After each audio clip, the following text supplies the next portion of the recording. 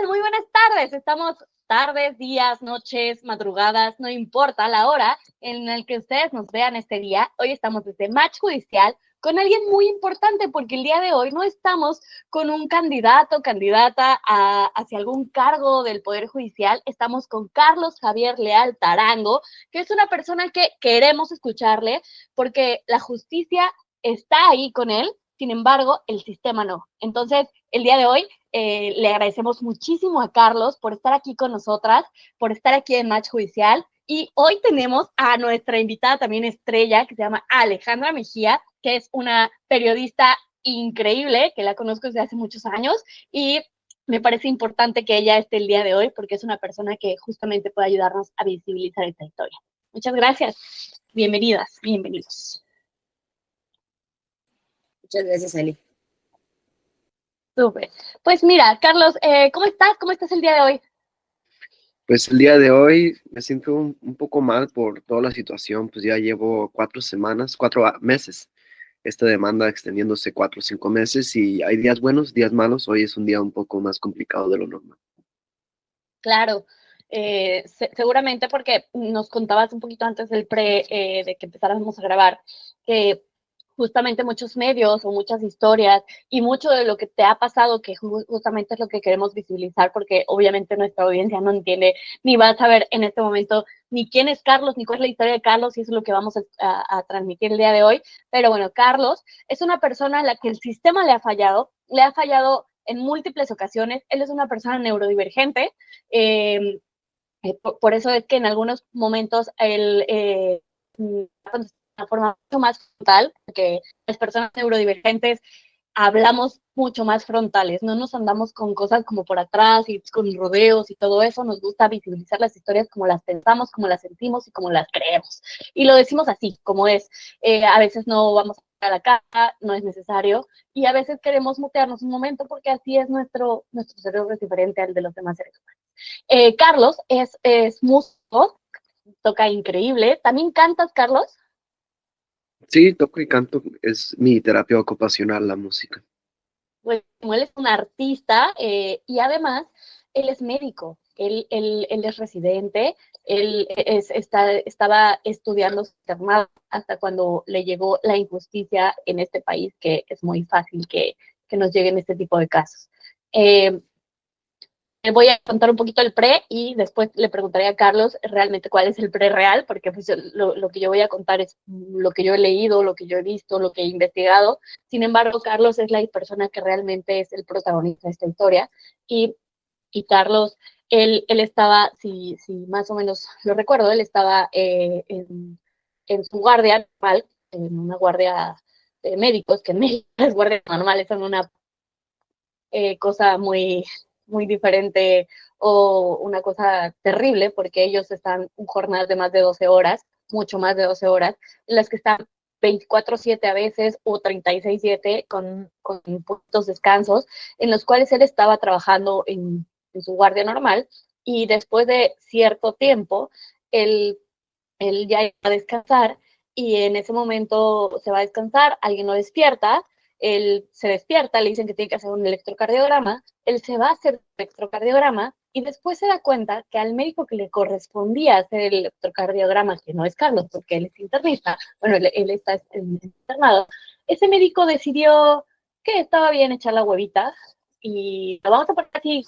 filtros, y seguramente si se tiene que evitar que se evite, estaba echando ahí el chal, y Carlos, cuando vio esta acción, como una persona neurodivergente que no tiene filtros, pues decidió hacer un video personal, y este video personal, él menciona y pone, no pone nombres, pero pone la historia como es. Él dice, me parece injusto, con muchas groserías, porque es una persona sin filtros, así que eso no nos incomoda, pero sí les incomoda a otras personas.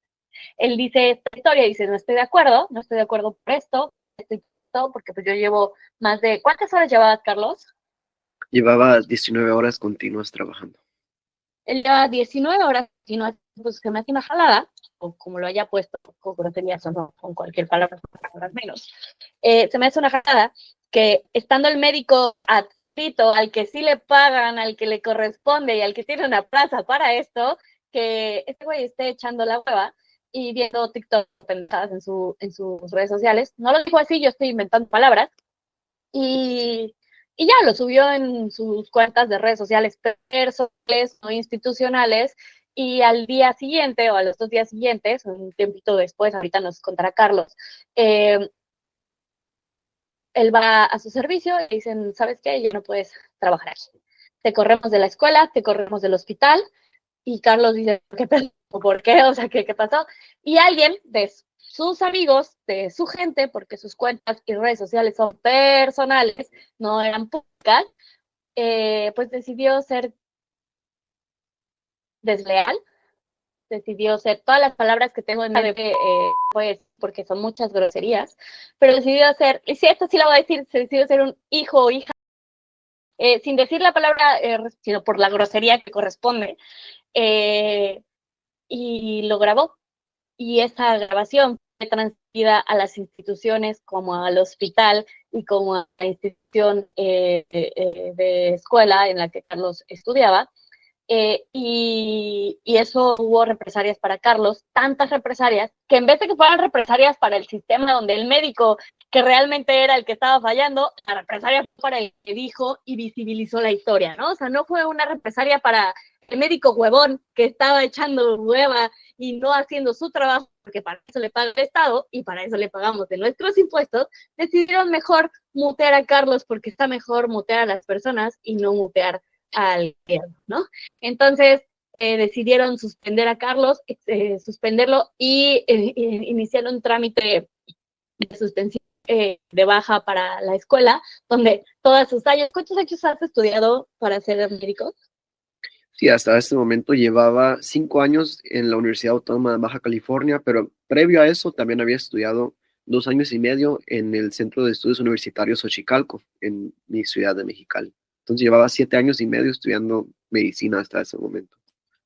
O sea, 7 años y medio estudiando para que un video donde visibiliza la historia, porque no estaba haciendo mal, o sea, no es como que estuviera él grabando, él haciendo mal un procedimiento médico, donde obviamente tendría que representar baja, o sea, él no está dando un RCP chueco ni dando un electrocardiograma sin conexión, no, él hizo su trabajo, hizo el electrocardiograma, hizo el procedimiento, se despertó después de 19 horas continuas, pero lo decidieron mutear por decir qué pedo con el huevón médico que no estaba trabajando.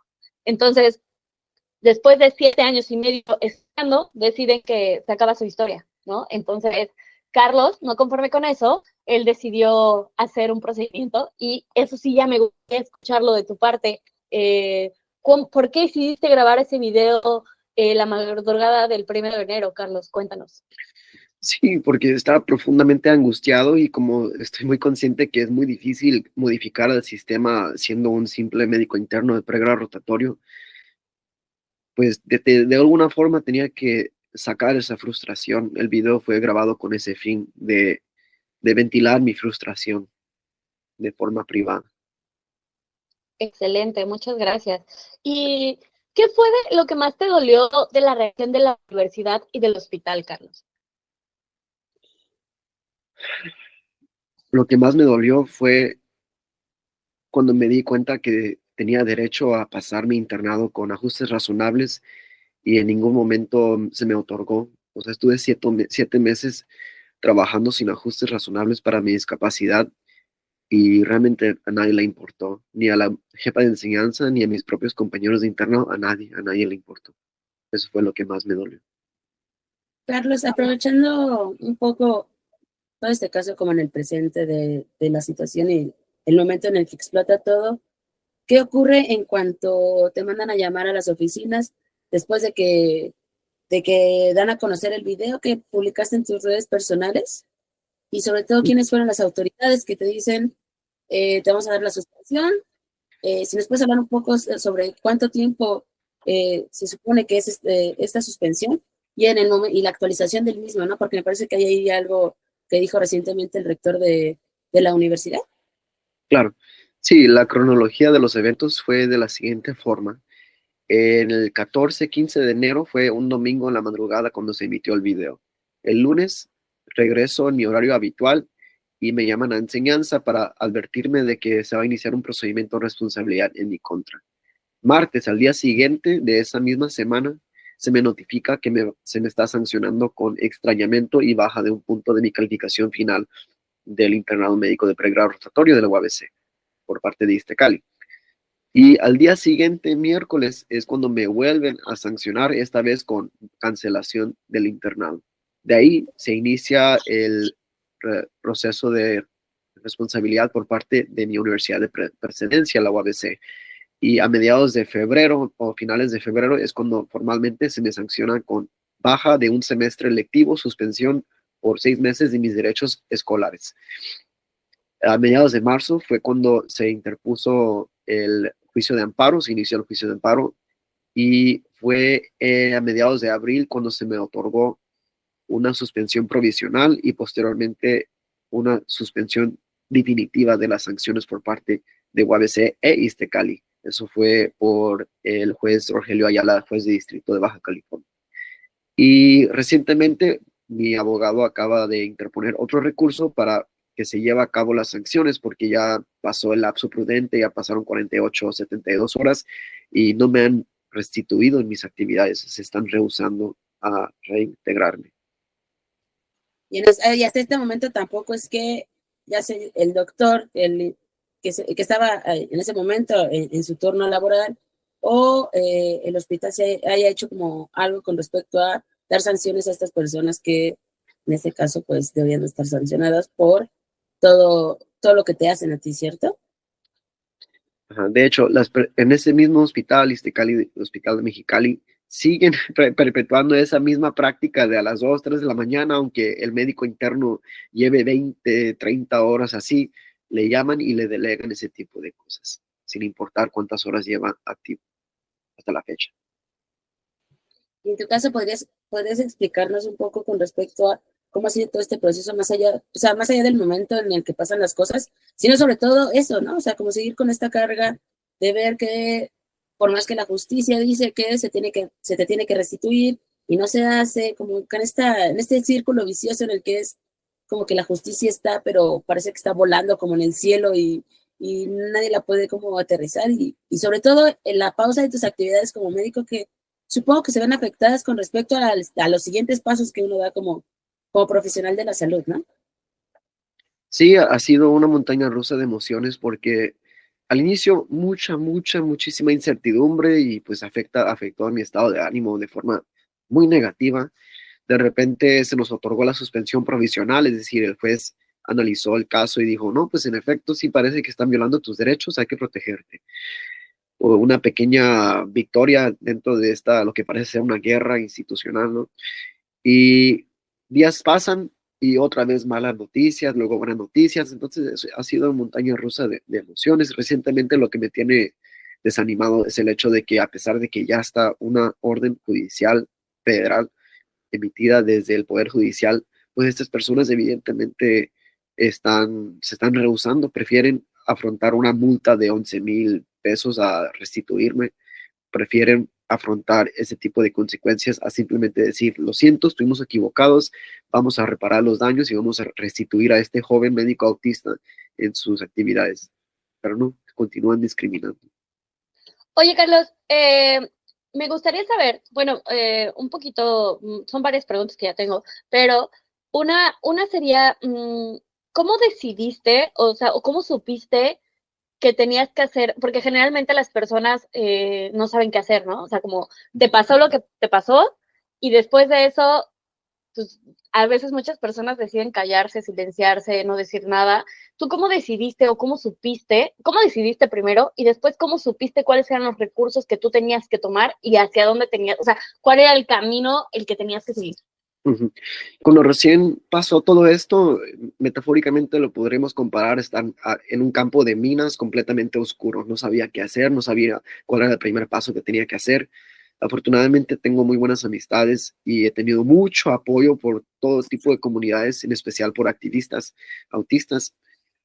Y así, pues, cada quien ha puesto su granito de arena. Inicialmente me dijeron, vete con este abogado. Y este abogado, pues, emprendió la estrategia de juicio de nulidad, una demanda administrativa para nulificar las sanciones.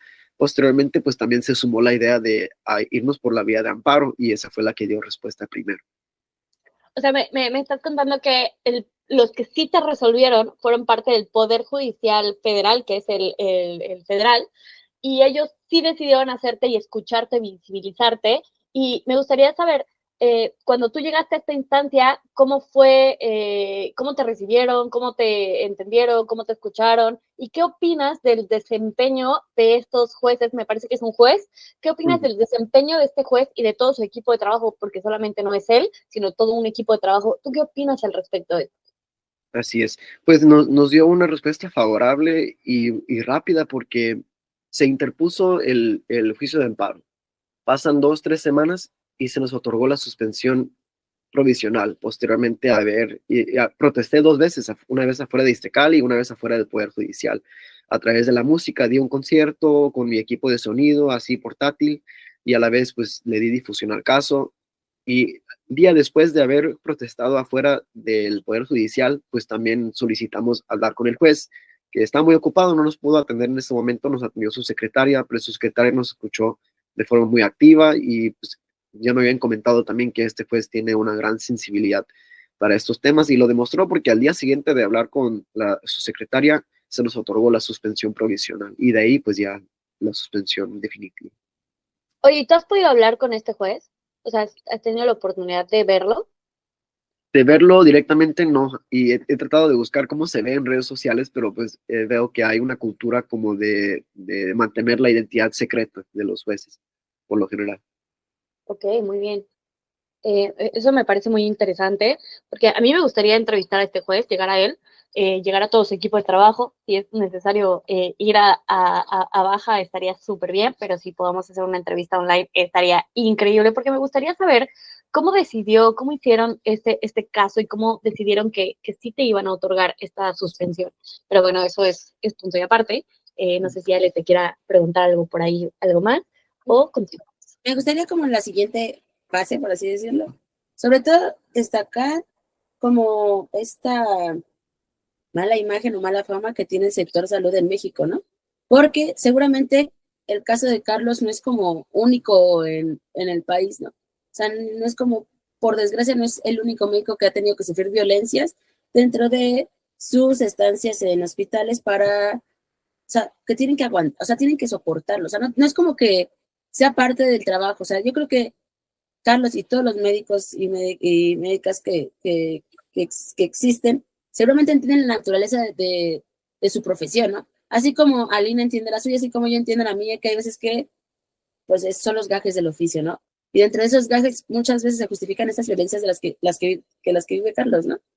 Me gustaría, Carlos, que nos contaras un poquito qué es, en tu caso, y según la asesoría que has tenido con respecto a los abogados que están detrás tuyo, qué es lo que sigue, qué es lo que esperas de Iztecali, sobre todo, planeas retomar como el internado para poder continuar con tus estudios, a lo mejor hacer más, o sea, seguir con el movimiento social que podría generar tu caso, y eso, o sea, qué es lo que continúa para que se te reimplante como, o sea, más bien se te vayan a reiniciar las funciones como médico e internista y eso, o sea, supongo que es un proceso que todo médico está haciendo y en algún punto verlo, verlo acabado por una tercera persona que debería estar haciendo su trabajo y que por estos roles que se tienen dentro de las guardias, que por las historias que me han contado son horribles, ¿no? O sea, se abusa mucho del internista, del médico que está haciendo sus prácticas, que va saliendo de la universidad,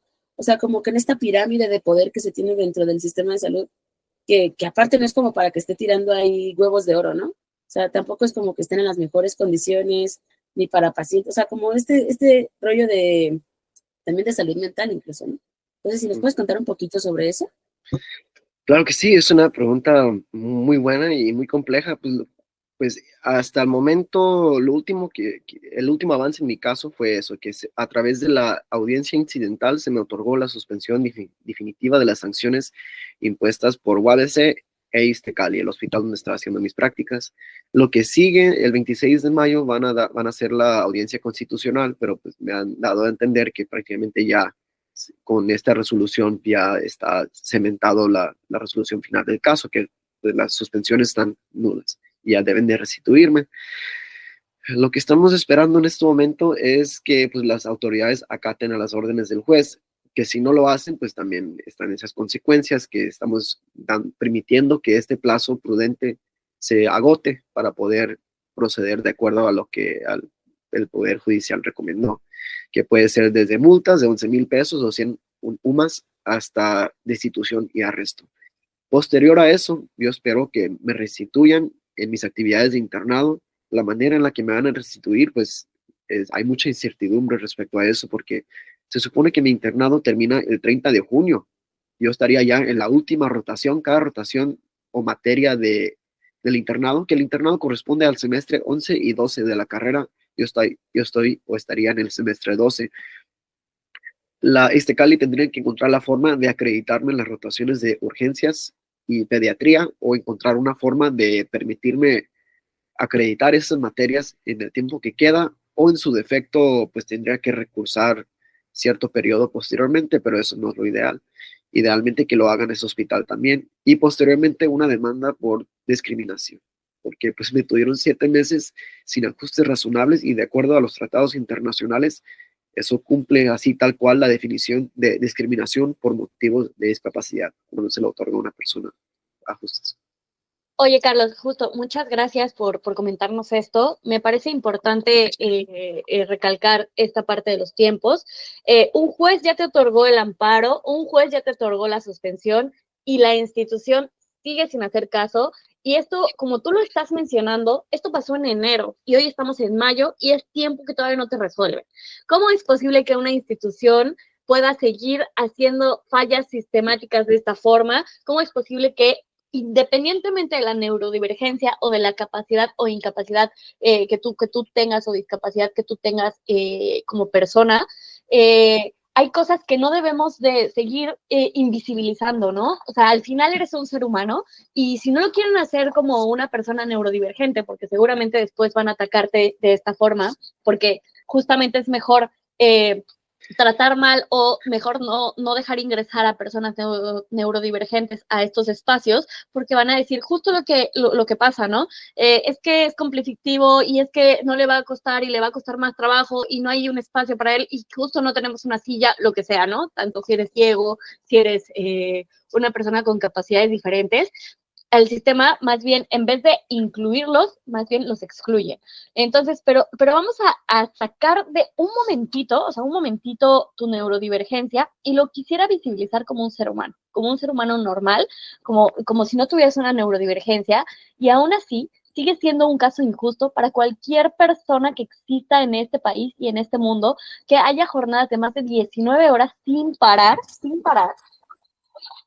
que no pase nada y que se castigue al que habla, se castigue al que diga, oigan, como que necesito echarme una siestita porque como ya no estoy carburando bien, en vez de al que está echando la hueva y ese sí tiene una jornada de 8, 12 horas, no sé cuántas sean las horas de un médico con base, pero ellos sí tienen un horario y a ellos sí se les paga y ellos llevan médicos adscritos y a ellos no les pasa nada, pero al que castigan es al que lleva 30 horas, 24, 19 horas trabajando y está estudiando, ¿no? Entonces, hay un montón de cosas y eso ni siquiera quiero llegar a la parte de la neurodivergencia, ¿no? O sea, por eso lo voy a desgajar, porque como seres humanos, cualquier ser humano en el mundo no puede estar con este tipo de jornadas, ¿no?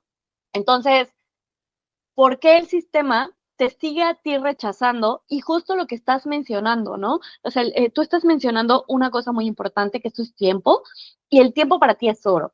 Es oro porque tú llevas ya 7 años y medio estudiando, y después de esto, o sea, te tienen que reincorporar, pero vas a perder más tiempo porque tú ya no estás estudiando, tú ya no estás teniendo tus prácticas, tú ya no estás teniendo esas prácticas que se tienen que hacer como médicos residentes y nadie te está ayudando en eso. O sea, legalmente ya te deberían de haber reincorporado, pero en la vida real y en la realidad es que eso no está sucediendo. Entonces, me gustaría que visibilizáramos muchísimo esto, porque ni siquiera hemos llegado a la parte de la neurodivergencia, ¿no? Porque además, bueno, si le aumentamos la neurodivergencia, esto es una mamada, ¿no? O sea, porque ¿cómo es posible que una persona neurodivergente tenga, además de una persona normal, o sea, una persona humano normal, una persona neurodivergente no puede aguantar este tipo de cosas, porque lo que pasa es que a las 19 horas vas a mentar madres, porque eso es muy normal en una persona neurodivergente, y es muy normal que nosotros los neurodivergentes digamos,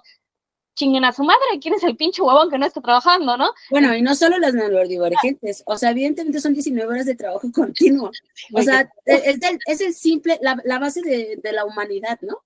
O sea, es el primer eslabón de la empatía, de derecho humano, o sea, es descanso y reposo para que pueda continuar con la jornada que seguramente se extiende otras 24 horas o hasta más tiempo, ¿no? O sea, si uno, siendo lo que es, cuando ve que un compañero de trabajo no está haciendo su chamba, pues le entra todo el fervor del sentimiento. O sea, imagínate a alguien que aparte está cansado y eso, o sea, creo que muchas de esas violencias se justifican dentro de, es que es parte del oficio, es que tienes que salvar una vida, es que eres doctor, es que debes de hacerlo sí o sí porque el paciente lo necesita, ¿no? O sea, esta eliminación por completo de la humanidad del doctor, sea neurodivergente, sea ciego, sea lo que sea, cualquier discapacidad que entre en este rango o no, eso, la eliminación por completo de la humanidad de la persona que ejerce la medicina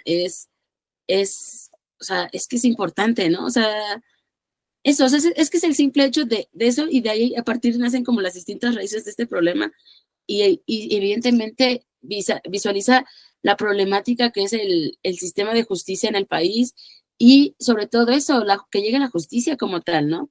Carlos lo que está viviendo ahora es, no solamente está perdiendo tiempo de estudio, no solamente está perdiendo tiempo de todos esos años que ha estudiado medicina, que está, o sea, la mente está tan cerca, o sea, todo eso, ¿no? O sea, cómo se va acumulando y la bola que empezó siendo un problemita muy chiquito termina siendo una bola inmensa, ¿no? Y eso, o sea, ¿hasta qué momento, no solamente en este caso, o sea, es esto a nivel nacional, o sea, ese sentimiento de qué pasa cuando se supone que debe haber justicia y no la hay, ¿no? O sea, todo lo que debe de interiorizarse y eso, o sea, que incluso va más allá de la justicia y los términos y todo como esta problemática como tal.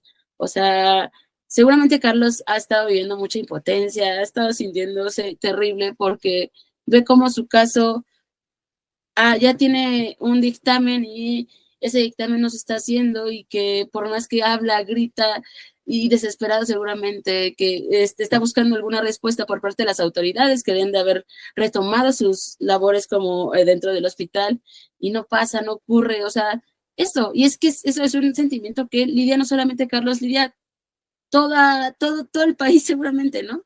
Y con cosas tan chiquitas como tal vez alguna multa de tránsito, tal vez alguna injusticia tan pequeña que incrementa y llega a los niveles en los que está Carlos luchando para que pueda seguir, o sea, es que quiere seguir con sus estudios y que o sea, ni siquiera es como que nos haya mencionado durante todo este tiempo, como que sí, quiero que se castigue a la persona que me discriminó por ser neurodivergente, Carlos lo único que está pidiendo es que se le retomen sus actividades y la forma de cómo todo ese tiempo perdido que tuvo porque las autoridades de su hospital no quisieron escucharlo ni verlo, pues, o sea, la forma en que pueda retomar sus estudios para poder ser un doctor, que aparte nos hace un montón de falta. O sea, nos estamos quejando un montón de que sí, que el sistema de salud es horrible, sí, que ahora la gente no quiere estudiar medicina por esto, ¿no? O sea, por este tipo de casos donde ve que son muchas horas de esfuerzo y no se ven como beneficiados de alguna forma, ¿no? O sea, ¿cuánta gente seguramente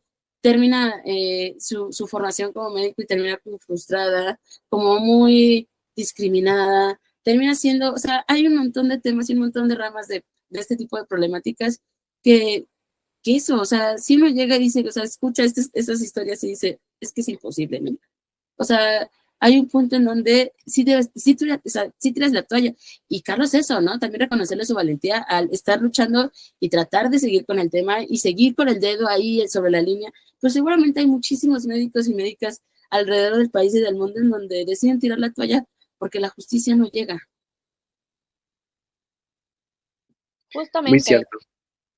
Y Carlos, me gustaría volver a visibilizar, pero no quisiera como entrar en la revictimización, que es lo que te han hecho muchos medios. Me gustaría visibilizar las violencias, ¿no? O sea, uno antes de llegar a esta parte, si llegan a reincorporarte en la escuela, ¿cómo va a ser, no? O sea, porque obviamente la incertidumbre, la ansiedad que esto nos genera a cualquier ser humano, que te genera, bueno, pues ya los demandé y ahora cómo me van a voltear a ver mis compañeros, desde los mismos compañeros, porque uno no sabes quién fue el traidor, al que confiaste en dejar que estuviera en tus redes sociales personales, y esa persona traidora, ¿quién fue, no? O sea, el que las demás personas cuando regresamos a un lugar donde ya nos hicieron tanta violencia y que ahora tengas que regresar a una forma y estar ahí a wiwi, ¿qué va a pasar? ¿No? Eso nos va a dar mucha incertidumbre y invitaríamos a las instituciones, a la institución, ¿me recuerdas el nombre de nuevo? La universidad. Sí, Universidad Autónoma de Baja California.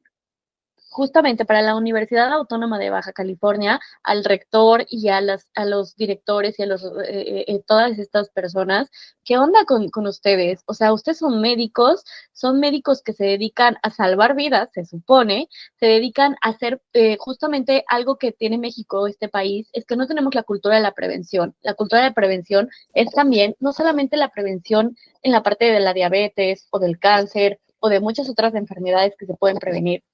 También existe lo que nunca se ve y lo que nunca se escucha y lo que nunca se dice con todas sus letras, la prevención de la salud mental. Para hacer prevención de la salud mental tendríamos que empezar en casa. ¿Cómo pueden ser médicos y cómo pueden formar médicos si ustedes mismos no están teniendo la salud mental hacia sus propios estudiantes, ¿no? Hacia un Carlos o los nombres que todos podamos decir, que tengan jornadas de más de 19 horas, eso se llama burnout. Ustedes están generando burnout, están generando ansiedad, están generando muchas cosas en cuanto a la salud que se supone que deben de educar ustedes a los pacientes y al final ustedes mismos destruyen a sus propios médicos. Entonces no me queda claro cuál es el sistema de educación en salud para los propios médicos y si realmente saben lo que significa la salud mental y si no lo saben deberían de estudiarlo porque son formadores de salud. Entonces me gustaría que entendieran las neurodivergencias, que entendieran que la salud mental sí existe y que hay que visibilizarla porque ir al psicólogo, ir a la psiquiatra, ir a atendernos en nuestra salud mental es indispensable para todos los seres humanos. Desde un niño de 5 años tiene que ir un señor adulto, una persona, y sobre todo un médico debería de estar yendo a atenderse, y parece que eso no es para nada ni un poquitito cerca, ¿no? ¿A ustedes les dan alguna materia que tenga que ver con salud mental, Carlos? Sí, en la Universidad Autónoma de Baja California, el plan de estudio sí contempla la materia de psiquiatría, pero curiosamente algunos planes de estudio nacionales hasta la fecha no implementan a un semestre de psiquiatría. Mínimo de psicología sí llevan un semestre, tengo entendido.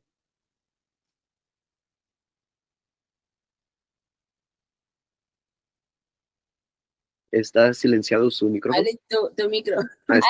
Pensé que ibas a decir algo, Ale. Yo, vale. Justo, o sea, están en el plan de estudios, pero realmente lo pasan como por encimita, como cuando nos enseñan matemáticas, 2 más 2 es 4, pero nunca tienes por qué tienes que saber cuánto es, o cuánto es la raíz cuadrada de nunca, o sea, lo hice en algún momento de la vida, pero son materias que pasamos por encimita, ¿no? Sí, es muy irónico que en lugar de ver que un médico interno de pregrado rotatorio tuvo una crisis, en lugar de sancionarlo, ¿qué tal si lo ayudamos? Le preguntamos, oye, ¿qué pasó esta noche? Te canalizamos con psicología para poder afrontar mejor. Pero en lugar de, no, nunca hubo una conversación de ese tipo, todo fue de que, oye, pues mira, hiciste esto, ahora te vamos a sancionar y te vamos a sancionar feo. Y se va a poner feo, así que prepárate. Y yo, No, es que es justo, o sea, creo que retomamos el mismo tema, ¿no? O sea, la violencia dentro del sistema de salud que es horrible, ¿no? Y eso, o sea, como el por qué llegar hasta la amenaza, por qué llegar o sea, por qué poner en el pedestal al doctor, o sea, no es como que tú no hayas estudiado lo mismo que haya estudiado el doctor que estaba a cargo, o sea, como todo este círculo. Pero, Carlos, para escucharte un poco más, en tu caso, si las autoridades que les compete este caso y que quisieran, o sea, si tuvieran la oportunidad de sentarse a charlar para poder determinar todo lo que se necesita para que la justicia llegue a ti, ¿qué te gustaría decirles a la universidad, al hospital, a los jueces como tal que legitimaron tu caso, y eso, en el escenario ideal, ¿qué es lo que te gustaría que ocurriera en un plazo corto y a largo plazo? En un plazo corto me gustaría que me reintegren a mis actividades de médico para continuar con mis estudios y ya no perder tiempo y oportunidades. Esperaría también una disculpa pública por parte de ambas instituciones, dado a que a lo largo del caso se fue esclareciendo pues, la gravedad de los hechos, es decir, violaron mis derechos humanos y de forma descarada y se siguen aferrando a esas decisiones, pues yo sí abogaría por la destitución de las personas responsables. Opino que un servidor público que discrimina y atenta en contra de los derechos humanos de una persona vulnerable no merece estar en un cargo público. Aunque sabemos que eso pues muy difícilmente va a suceder, ¿no? Y a largo plazo, pues estuve leyendo un libro que se llama El estatus jurídico del médico residente, que habla acerca de la historia de cómo los médicos residentes, es decir, especialistas en formación, tuvieron que salir a marchar y abogar por sus derechos y así, solo así obtuvieron en los años 80 derechos laborales. Sin embargo, los médicos internos, que somos médicos que se graduaron, ya completaron el plan de estudios, pero están haciendo su año de prácticas profesionales, eso es el médico interno, pues no tenemos derechos laborales y no tenemos derechos laborales precisamente porque nadie ha alzado la voz, nadie se ha animado a interponer un recurso puede ser un juicio de amparo para decir, la verdad, yo exijo derechos laborales como cualquier otra persona porque no solo soy estudiante, estoy trabajando, estoy sacando la chamba que nadie más quiere, sí, pero estoy trabajando, estoy laborando para esas instituciones, sí, soy mano de obra barata para este hospital, pero estoy laborando y merezco derechos laborales. Entonces, eso estaría bien también. Y a muy, muy largo plazo, pues sí estaría bien abolir a las guardias de 36 horas, de 24 horas, a modificar ese esquema porque es anticonstitucional, atenta en contra de la salud mental de los mismos trabajadores. Es un sistema que se ha perpetuado por mera tradición, nomás por eso existe. Porque si vemos a nuestros vecinos norteamericanos, en Estados Unidos en los años 80, la única razón por la cual las guardias dejaron de existir como existían allá en los 80s en Estados Unidos, era porque falleció por medio de negligencia, porque los médicos internos, es decir, también médicos que estaban recién graduados de su primer año de prácticas, estaban tan desvelados que cometieron el error de darle un medicamento que no iba a una hija de un juez de 18 años y falleció. Y a través de esa demanda en Nueva York se modificó, se hizo una modificación así sistemática. Pero aquí en México, ¿qué estamos esperando? ¿Que fallezca también alguien importante para que eso suceda? Eso es lo que tengo que decir. Sí, no, o sea, aparte qué calidad qué calidad de atención le vas a dar tú como médico, que seguramente está como en estos reglamentos como profesionales. O sea, qué tipo de calidad de atención le vas a dar a un paciente que cuando tú llevas 24, 36, hasta 48 horas sin descansar completamente, ¿no? O sea, seguramente hay un shock por ahí, seguramente hay muchas razones científicas que pueden justificar el hecho de por qué no debes de hacerlo, ¿no? Pero eso, o sea, no sé si incluso se ha muerto mucha gente y no hay como momento para actuar. O sea, creo que necesita una reforma completamente, o sea, completa del sistema de lo más básico hasta lo más alto de todo, ¿no? Pero supongo que son muchas cosas que habría que lidiar con eso y seguramente son otras circunstancias que tal vez nos rebasan un poco con respecto a este tema, pero eso, o sea, eso, como que esta impotencia de saber que es algo tan grande y tan complejo de cambiar, pero eso, que estas pequeñas luchas no pierdan la importancia que son, que al final mueven cosas, ¿no? Y seguramente esto podría ser como en un futuro un precedente para eso que buscan, ¿no? O sea, como eso que buscas, no solamente para que te regresen al lugar al que deberías de estar, Claro. Sino eso, ¿no? Como la calidad de médicos que buscamos en el país, que seguramente son muy buenas y lo hemos demostrado, ¿no? O sea, hemos demostrado que México tiene muy buenos doctores, que tiene muy buenas especialidades, que los hospitales pueden tener, o sea, pueden tener calidad de niveles de primer mundo, pero eso, o sea, en estas cosas es donde todo se desmorona y todo pierde credibilidad cuando nos asomamos a los grandes premios, que sí, no sé, o sea, como estas cosas que tal vez resultan ser banales cuando nos enfocamos en este tipo de problemas que, pues esos, son la base de todo. Creo que el precedente más importante que se genera a raíz de mi caso, porque con mi caso, pues al inicio era como que, pues me corrieron del internado por decir malas palabras, ¿no?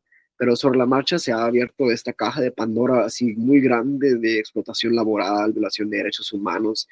Pero el precedente más grande que creo que se va a cementar a raíz de mi caso es que ahora cualquier persona de la UABC de ahora en adelante que dice, oye, la verdad, yo tengo esta discapacidad psicosocial, es una discapacidad invisible y dinámica, pero es sumamente relevante. Ocupo ajustes razonables para hacer mis prácticas en el IMSS, en ICE Salud, en ISTECALI, en ISTE, donde sea, cualquier interno autista o neurodivergente que requiera ajustes razonables, no se le podrá negar ya después de este antecedente. Muchas gracias, Carlos. Solamente me gustaría hacerte una última pregunta y dar un pequeño cierre. Carlos, como sabes, va a haber elecciones este 1 de junio y se vota por el Poder Judicial para magistradas, jueces y todos esos quienes podrán seguir, en su caso, llevando este tipo de amparos y este tipo de juicios. Desde tu punto de vista, ¿crees que sea importante ir a votar este 1 de junio?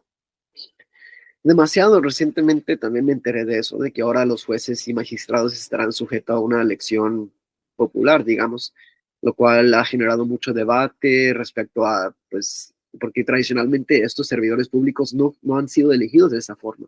Y ahora vemos a jueces y personas en campaña como cualquier otra persona en el medio político.